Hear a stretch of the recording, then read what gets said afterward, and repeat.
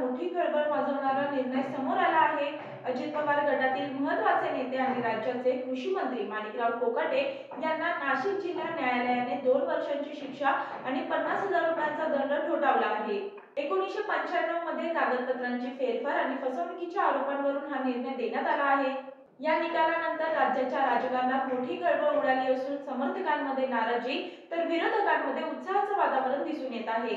नमस्कार, मी वर्षा वैभव थोरात आणि आपण पाहताय योद्धा न्यूज। तर हे प्रकरण 1995 सालचे असून यावेळी माणिकराव कोकाटे आणि त्यांचे बंधू सुनील कोकाटे यांच्यावर कागदपत्र फेरफार आणि फसवणुकीचे आरोप ठेवण्यात आले होते। या प्रकरणात तत्कालीन मंत्री तुकाराम दिघोळे यांनी न्यायालयात याचिका दाखल केली होती। भारतीय दंड संहिता कलम 420 फसवणूक, 465 कृत्रिम दस्तऐवज तयार करणे, 471 बनावट दस्तऐवजाचा उपयोग करणे आणि 474 सत्यता लपवणे या कलमांखाली गुन्हा दाखल करण्यात आला होता।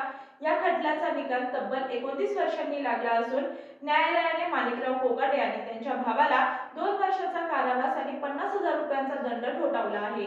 न्यायालयाच्या या निर्णयानंतर कोकाटे समर्थकांमध्ये तीव्र नाराजी पसरली असून अनेक ठिकाणी कोकाटेंच्या समर्थनार्थ आंदोलन सुरू करण्यात आले आहे। तर दुसरीकडे विरोधकांनी सरकारवर जोरदार हल्लाबोल केला असून भ्रष्टाचारावरील सरकारची भूमिका स्पष्ट करावी अशी मागणी केली जात आहे।